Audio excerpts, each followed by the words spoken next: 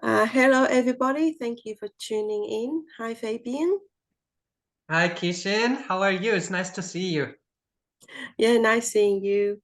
Um, so I've got a request from somebody that want to ask about non-self.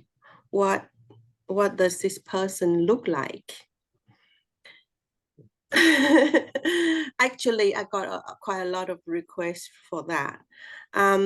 It's very hard to understand from the standpoint of a self to understand somebody who is absence of the self. Is it like to Uh, explain a person like who is colorblind? What is color? Is it like that? it's it's even more than that. Uh, Ah, okay.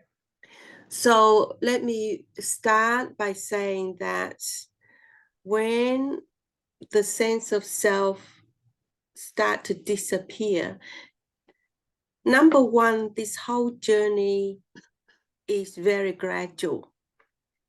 So say if you take a whole lifetime, the process of preparing the first 10 or 20 years, I say 20 years of practice, is just getting over the hindrance, right? Getting to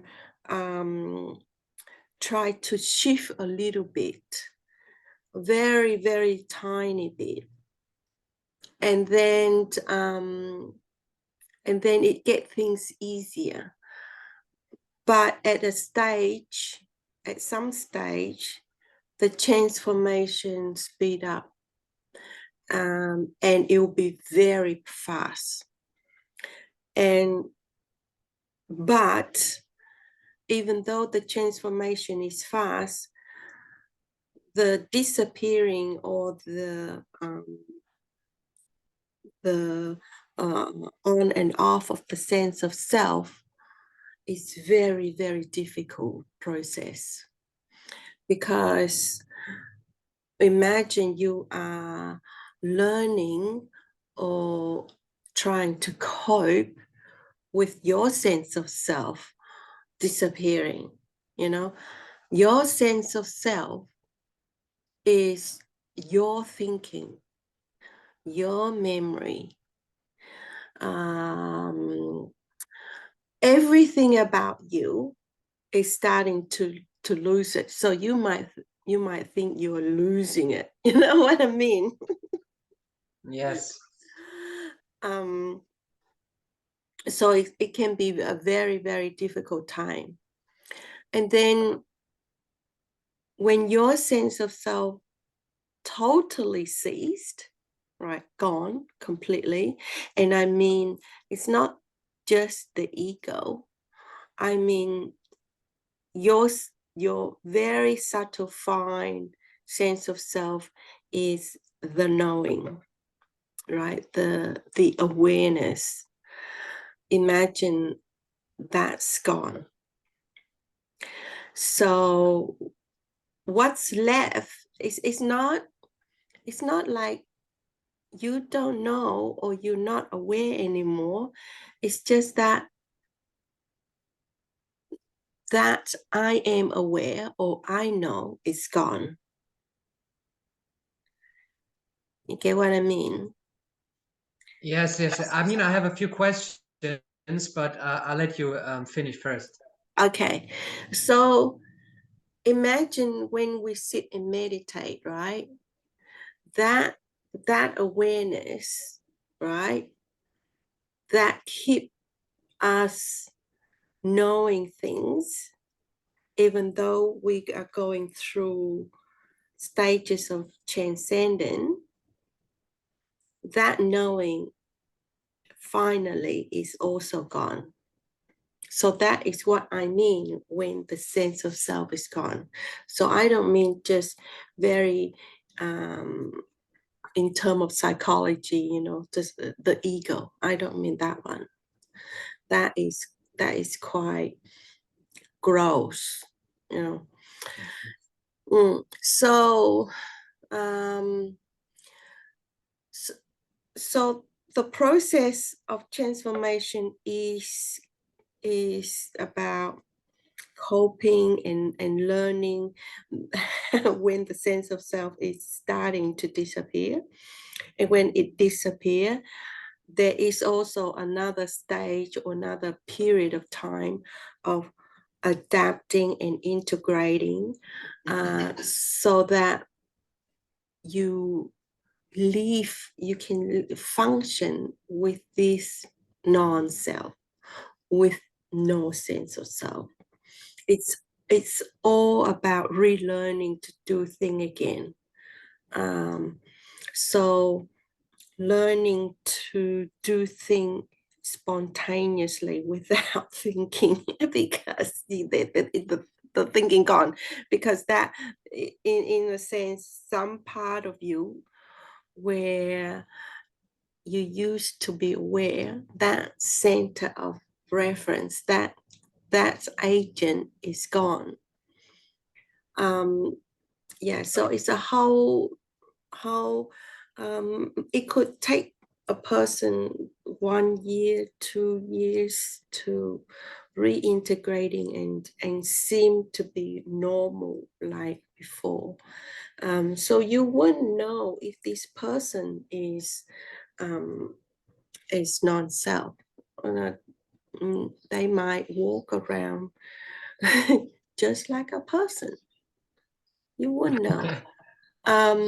There's a lot of misconception, like, okay, you know, when nibbana happen, you'll be totally detached, meaning like you don't have a preference, you don't have all these likes and dislike anymore. That is very, very by the book. You know, that's why I don't like this theta system, because then you start to measure these people by this standard, which isn't very real. So,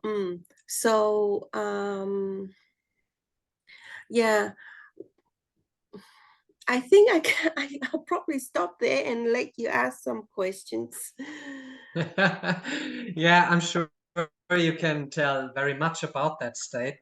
But yeah, so first of all, for people who never really heard about that term, I mean, the Buddha said life is impermanent, it is suffering, and it is non-self. So I think most people can relate to the first two, that, you know, everything changes, and we all know that, in certain or several regards. And then that because it changes and you latched onto it and you thought it is real, it disappears, and then you end up with suffering. So but like the non-self aspect is actually the most mystic one to actually talk about. So but actually it sounds sort of like a bit of a psychosis, right? So that you don't you lose it, right? You don't have the sense of self, or the way you experienced life, seen life, thought about life, and all the people and related to things and family is gone. It sounds like it's gone. So for me, it sounds like actually it might sound unhealthy, right? Or like a Uh, psychosis. well, it's not psychosis in many ways.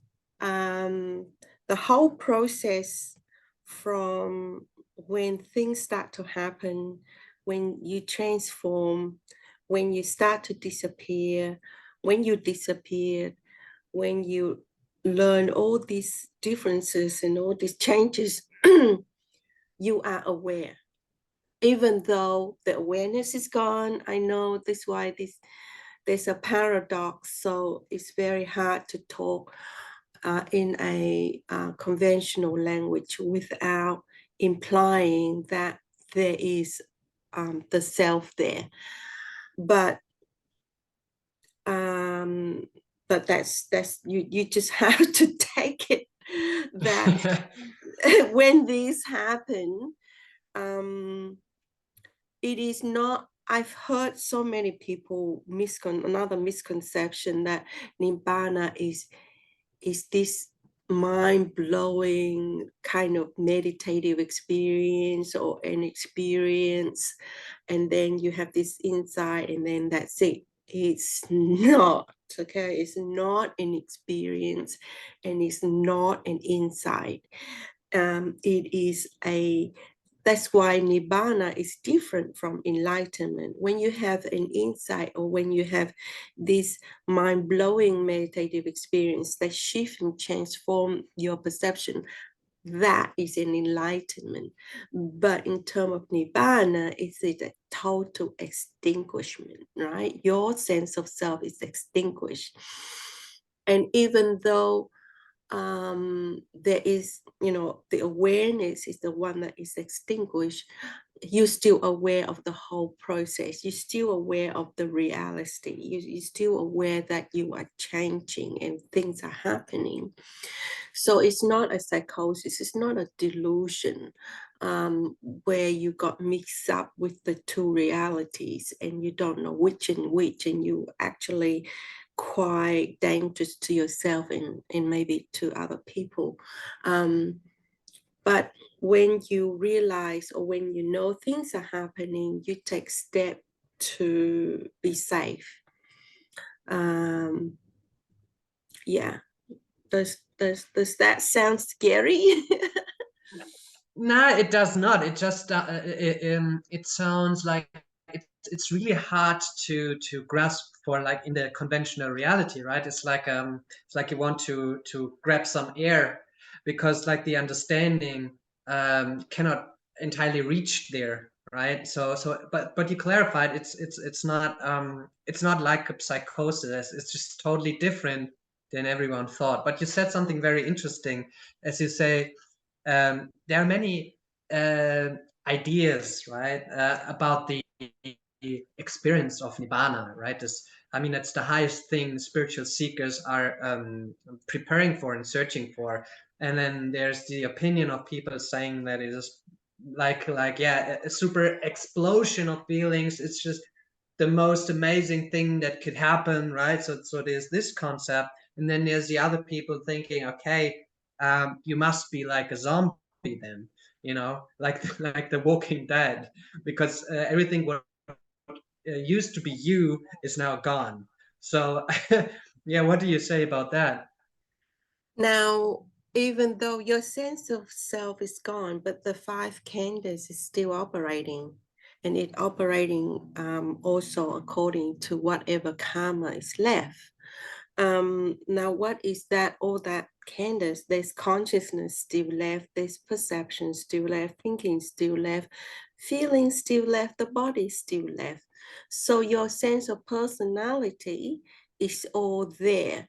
Personality is what you already construct and develop in this lifetime, right? So what brings you to that point, it's already been kind of like mold. So when the only thing that disappear is your sense of self, it's not an annihilation, right? um, Mhm. um, because there is this concept that this sense of self is a solid thingness. There is an entity, it's a soul. So therefore, when it disappears, then it seems like it's an annihilation. But that's a misunderstanding or ignorance. So what really disappear is, so there is this sense of emptiness, an actual emptiness where your sense of self used to be. So it's in that emptiness there is peace, right? There is total silence. There is total stillness. There is no dukkha. There is no impermanent.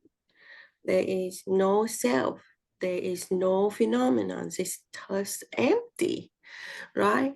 But yet the five khandhas is still operating. So get your head around that fact. Yes, interesting. So maybe we can even connect it to, say, a person having a thought, right? Or like the candles are still operating, as you say, but an enlightened person. So they experience this like thoughts coming up, or the thought candle is still running, but the relation to it, you say, is totally there's actually no relation to it. So it's totally an emptiness, it's totally peaceful, but still it's sort of the it is sort of working like before. You will say in a house, and now you're gone like outside of the house, and you so basically looking what's happening in the house from outside or something. Yeah. Before there is a person in the house, right? And so if thoughts come through your house, you know there's thoughts. If there's stress, feeling, suffering go through your house, you know it because there is a person in the house. But that person is an illusion in the beginning, right? It is a hologram. So when Nibbana happened, that hologram disappeared. So now there is an empty house, right? And it's remained empty. So there is no trigger coming through, or it's only come through because somebody is in there grabbing things, right? Attached to Yes, yes. things. But things are still happening outside the house. You know, the five candles still move, still thoughts, still likes, still cries, still emotions, still anger, all that around the house, but there's nobody inside the house to grab them. So the house remained empty. So there's something like I don't know. There's sadness, right? Like sadness appearing. Like even if an enlightened person sees someone is dying, so sadness is appearing. But at the same time, you're not sad about the sadness. Can we say that? Or like There's, yeah, like everything's still there. There's anger still there. There's like pretty much the personality of a person, of a human, is still there. But the awareness or the sense of I that is in the house is gone. So you can say emptiness is living.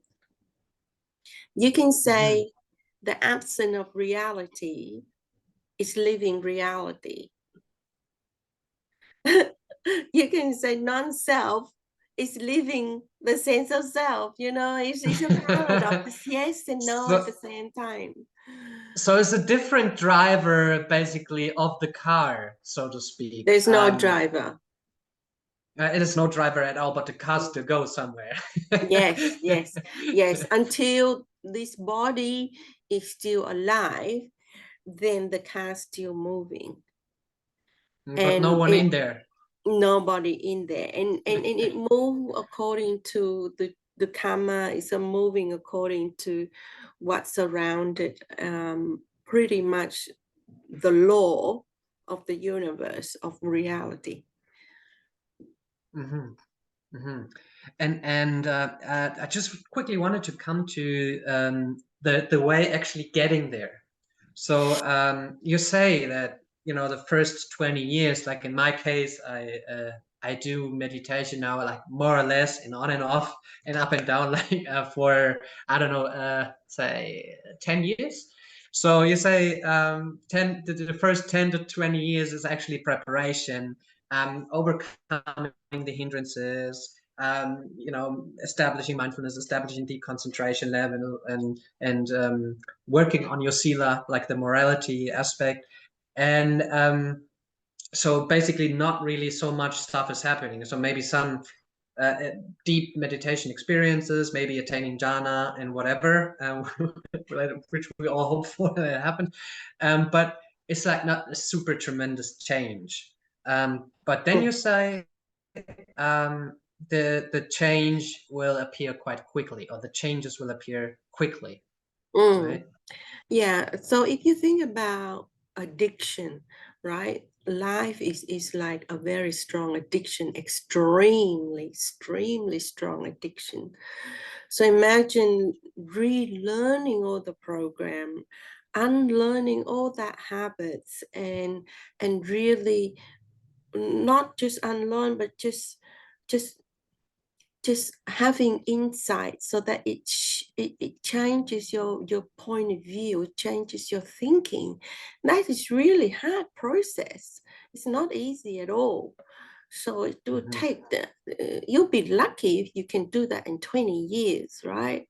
And then to have the condition to meet all condition and meet the right teachers and meet the right friends, and then get to the point where there is a sudden change. There is um, a sudden change that would launch you into this um, massive transformation and experience. And I'm talking about a rupa here. I'm talking about your mind is expanding and it stay expanded. That's the big transformative period when your It's mind like if you go expands. so yeah, but you mean if you go the path of the samatha, right? The samadhi path. I wouldn't be so distinguished. I wouldn't call just samatha and insight. I would just call the journey, because when you go through the journey, you need both. You need the jhana and you need the insight, because without the insight, you won't progress through the jhana. Without the jhana, you won't progress through the insight. So I don't believe really much about dry insight, because um, it's like getting a person who is so skinny, doesn't have the right food, doesn't have the training, and then get him to carry, I don't know, 200 kilos, right? I mean, he just couldn't, right? You need the right food. You need to train for years to get to the point where you can carry 200 kilos. The same thing with the mind. You need to purify, you need to shift, you need to expand before you can um, transform, and before the sense of self can feel secure to let go. Because if you do things suddenly, you're asking the sense of self to totally disappear. Just your self-reservation won't let you, right? Mhm. Because there'll just be too much fear. But if you do this slowly, giving your sense of self a lot of joy and happiness, and when it expands, it's even, even more blissful, then it just relax and just um, yeah. So it's very hard to end this paradox of yes and no, um, but it's the best I can try to explain. Yes, yes. Thank you very much for that for now. But just another question. So for those people who say go the spiritual path, and having the aim to attain nibbana, to nibbana, or like attain enlightenment. So, but who have been unlucky to or not say persistent enough that jhana would appear. Would you say that a person who is not able to or never have reached the jhana and have can attain to enlightenment? Would you say it is definitely necessary to have had at least first jhana? Oh, Dana is a definite. At least I don't even agree with first jhana. I would, yeah, but that is, I wouldn't be so definitive about anything, because there's, Yes. 9 billion people in the world, so I can't go and say no to everything. But I would say a very high chance that jhana, at least jhana, is needed. A rupa, from my understanding experience, a rupa is very it's a natural progression. It's because if you reach jhana, say even fourth, you have to stay there for quite a while, direct your mind, and go from there. But with a rupa, yeah, it's just like rolling downhill. Once you're rolling, you keep rolling to the end. It's a natural progression. Yeah, I just imagine like a kind of like a snowy hill, and you get the ball, you start to, and get the ball rolling, and it's first of all it's like that size, and then it rolls and picks up more snow, and like the experience or whatever jhana, and the energy gets bigger and bigger, like, and then it's this massive ball, and then like just before the end on the Nibbana happening, like crushes against the tree, and then you see it's empty. It just came out like a metaphor. I understand how that works. Yeah, kind of like that. Mm. Cool. Um, so yeah, as you say, like there's not such an answer which is like one size fits all. So there's like 8.4 or 8.6 billion people in the world, and they all have different conditioning and all different karma, and they of course yeah will not have the same sort of way Mm. in order to attain that. Um, but like you say that the adapting, like once you've got there, I just wanted to focus on that point once before our time span has ended. Um, so the living and the thinking, the relating and the operating towards life and the present moment is quite different. Like and the adjusting is actually yeah, can you say something about the adjusting towards the new operation system and the new Yeah, drive, the no driver yeah. metaphor? So in the beginning, when it first happened, there is massive peace because you know the difference, right? Before, you don't know how noisy your mind is until it all turn off. It's just like you being in a nightclub for so long, you are so used to no noise. But when at the end of the night and all the light turn off and all the music turn off, then you know how silent, silence. And that is exactly what happened. All of a sudden, all the noise in your mind stop. And that's Mm. when you realize there is the massive change happening. The expansiveness and all the difficulty of being big, like, is gone. But now all of a sudden you would realize my mind is so silent. It is so Mm. still. And That's a it is, brilliant, brilliant metaphor. Yeah, and basically it's also like if say the music and the lights all ended, but it's also like all the guests are already out, right? So it's totally empty hall, so to speak, right? And the first time you experience actually, it's a really nice metaphor. Like you hear all this music, la la la, and then uh, you got used to that, and you think that's life, that's reality, and then it all stopped, and then yeah, I mean it must be a very mighty experience. mm, Yeah.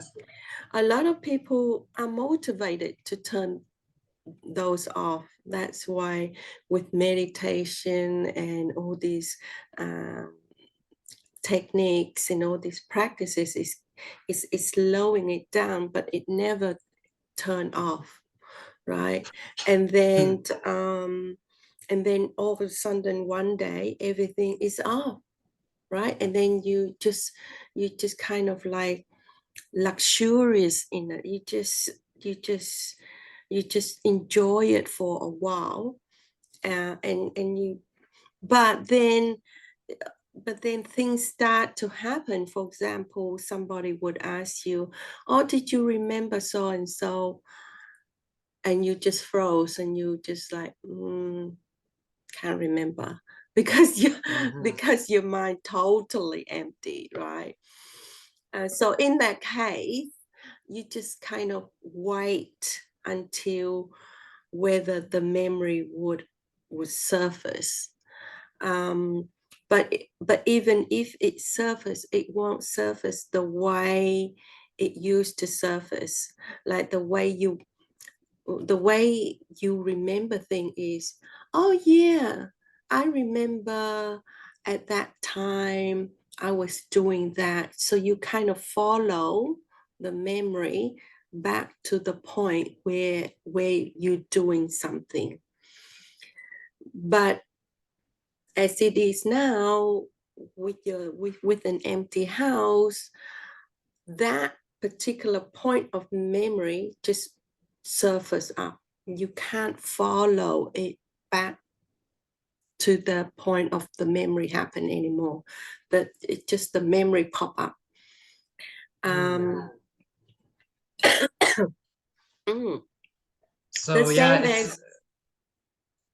sorry, go ahead. The same with solving problem or thinking, right? Somebody give you a problem and say, if you can solve this, you'll be blank. You won't be able to solve it because there's no thinking, because your mind is silent. There's nothing happening anymore. So you just look at it, you read all the instruction, you gather all the information from different point of view and all that, and you just wait, and then the solution will pop up. Before you would think step 1, step 2, each step in solving the problem, but now you can't do that. The solution just arise for you. So it's kind of like intuitional knowledge, or intuitional wisdom actually coming from the gut, so to speak, rather than thinking analytically or logically about things, right? It's not, no, I wouldn't say intuition. Intuition is so subtle, but when a solution come up, it's quite